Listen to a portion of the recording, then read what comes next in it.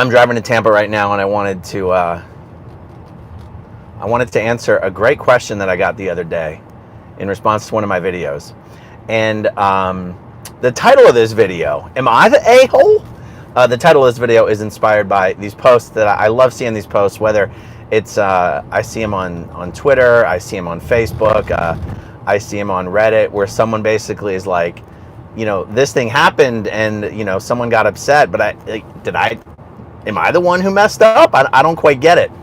And those kind of posts are what I thought of when I saw this question. The question said, it came from someone who said they have a medical background, and, you know, ethics and ethical means something very specific to them in their field, as it does in the legal field, for example. And Scientology uses the word ethical a lot. And former Scientologists who, you know, are telling their stories, you know, this word comes up a lot because it's kind of a heavy focus in Scientology of ethics and ethical.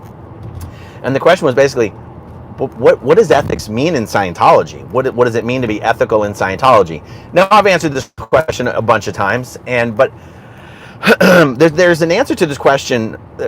There's an additional layer of answering this question that I only started to think about recently. And that was, well, I'll start with the answer and then I'll get to the second level. Scientology, they've got this way of defining ethics: the greatest good for the greatest number of dynamics. And on its surface, the way L. Ron Hubbard explains this, it seems to make perfect sense, but the more you think about it, the less sense that it makes.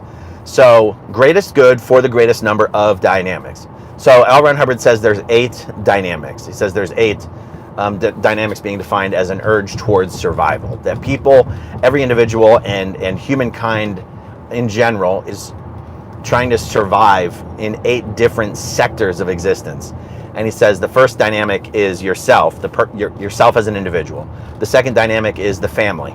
The third dynamic is any group you're a part of other than the family. Like the family is a specialized group that has given its own dynamic. The fourth dynamic is all humankind. The fifth dynamic is all non-human life, plant and animal life, the animal kingdom, the plant kingdom. The sixth dynamic is the physical universe, called the MEST universe, M-E-S-T, matter, energy, space, and time. The seventh dynamic is just individual spirituality. And the eighth dynamic is the concept of infinity, or what is sometimes called the God dynamic, because even though Scientologists do not believe in a God, L. Ron Hubbard at least acknowledged that people do. And, you know, there's people who believe in something greater than themselves, but not necessarily a single supreme being. So we just called it the infinity dynamic. Okay, so, but think about this.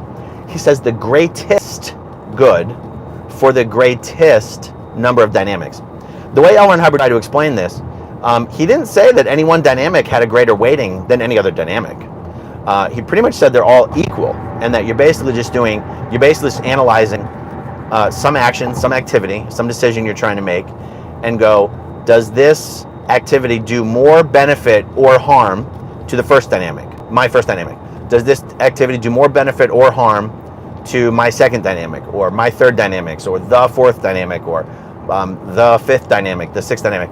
And on its surface, you're like, oh, that kind of makes sense. It's sort of maybe an analytical way of going about something. And the way that L. Ron Hubbard laid this out is part of what makes Scientologists believe that Scientology isn't something you believe, it's something you do.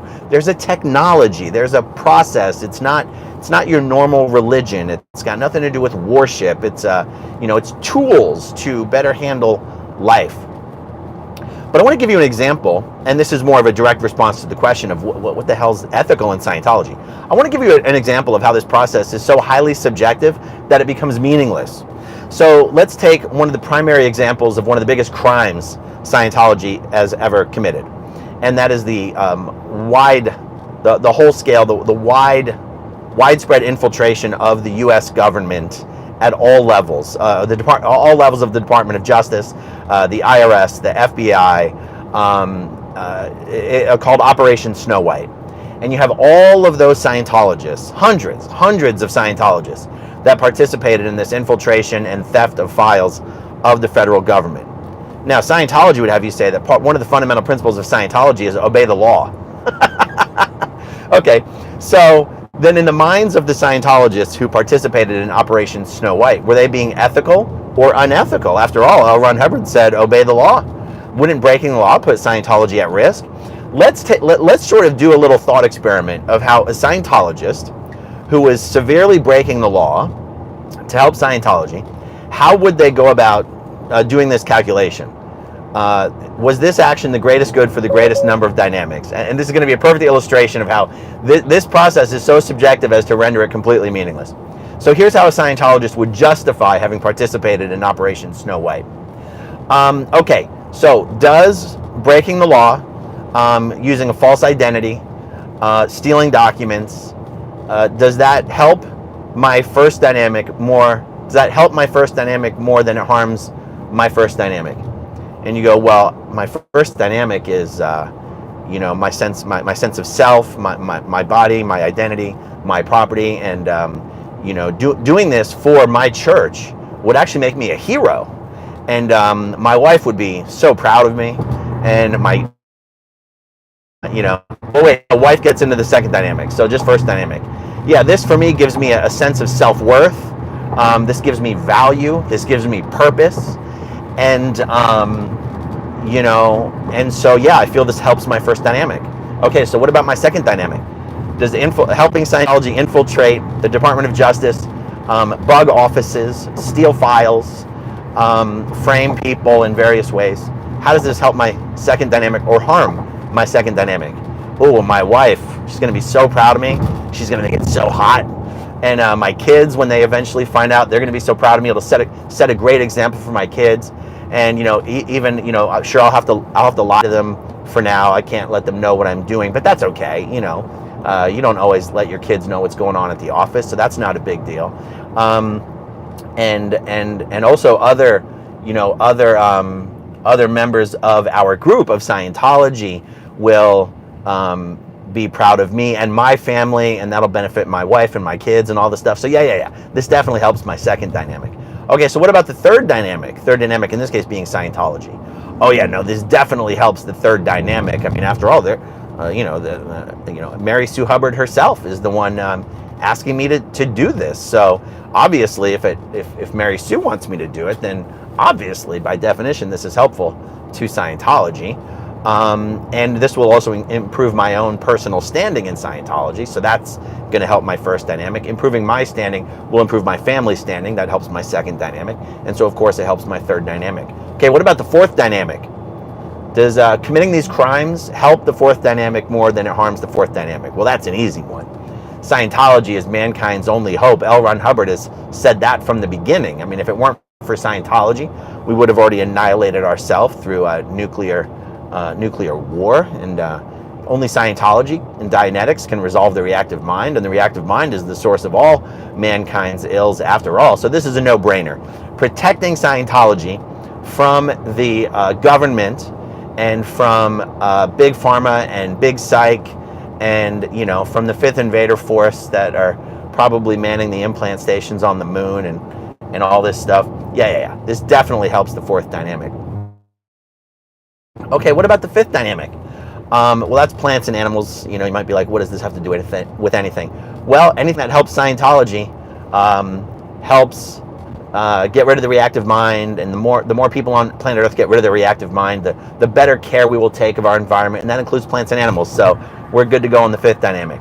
What about the sixth dynamic? Now, by this point, you've already done the greatest good for over half the dynamics, so continuing on down with the thought experiment is not entirely necessary.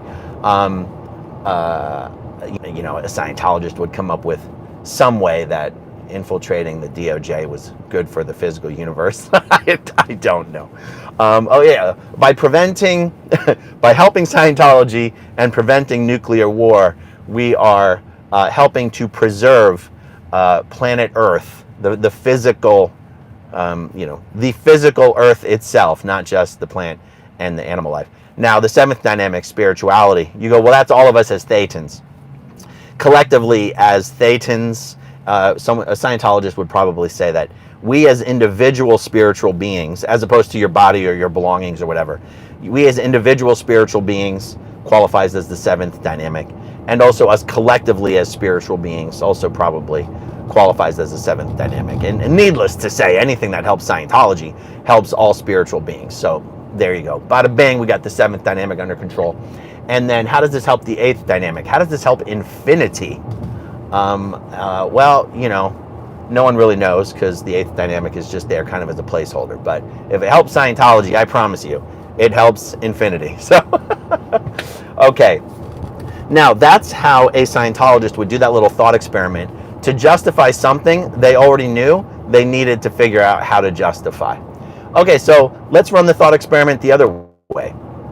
If a Scientologist didn't want to do this and thought it would be bad, how might they run this experiment? Okay, well, would accepting this assignment to go off and infiltrate the Department of Justice, plant bugs in rooms, steal files, steal badges, like access badges and all this kind of stuff, does this hurt or harm my first dynamic? Well, L. Ron Hubbard says that if you commit overts, you will then restrain yourself from committing overts are harmful acts.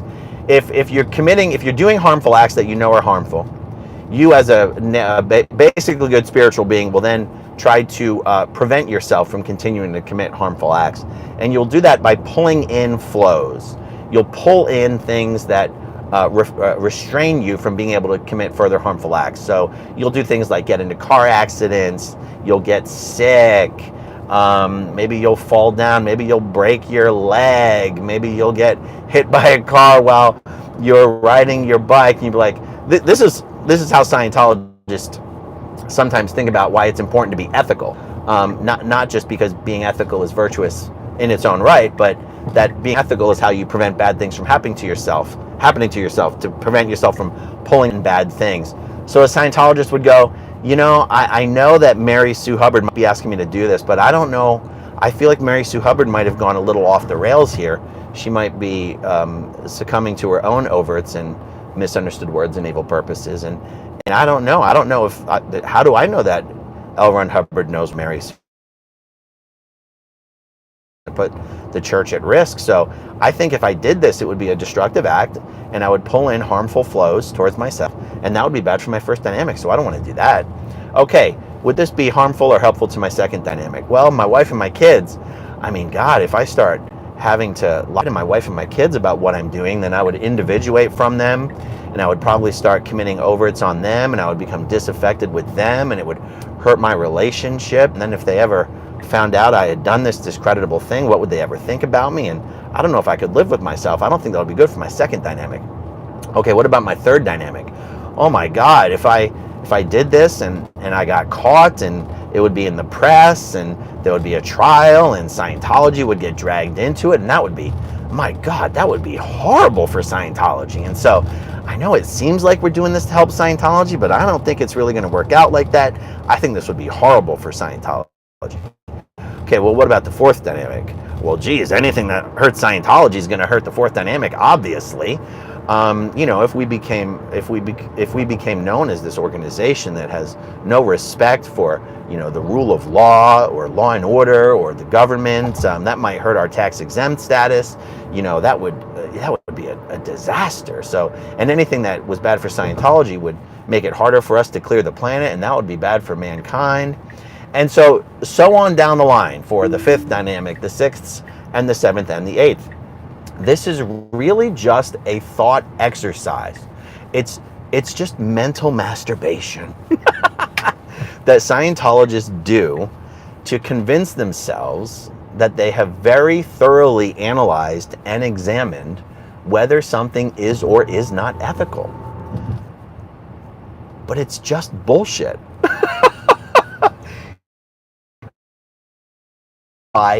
And you want to justify this little thought experiment and convincing yourself that something is the greatest good for the greatest number of dynamics.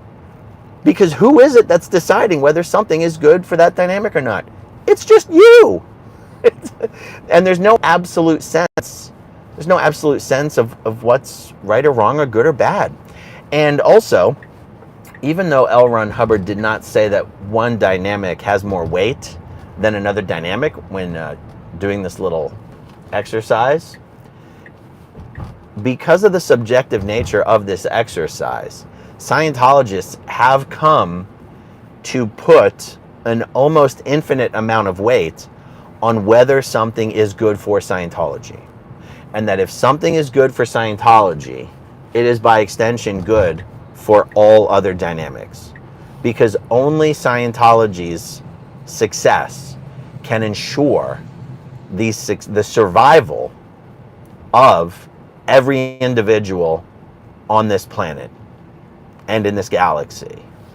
And also, you know, the Scientology Sea Organization is actually a perfect example of how the second dynamic, your family dynamic, is actually relegated to near zero importance. And that is justified by saying that what is best for Scientology is what's most important, you know, in pretty much, I missed my turn.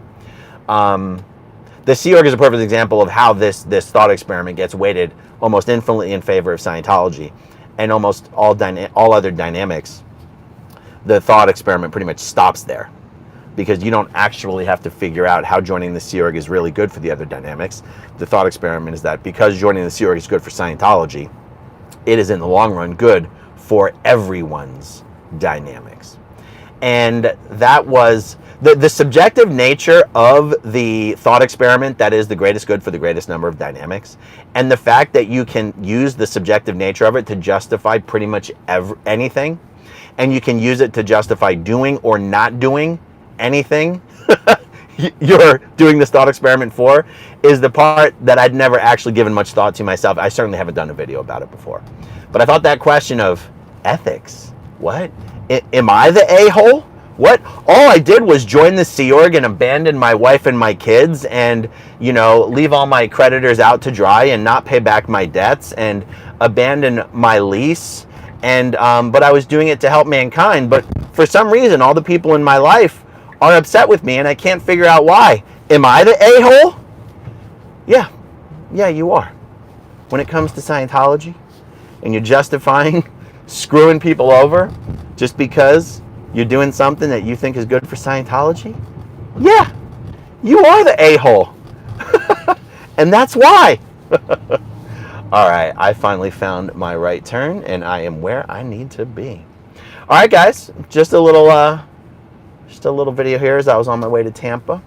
Thanks for hanging out with me, and I got more coming today, so stay tuned, guys. Talk to you later.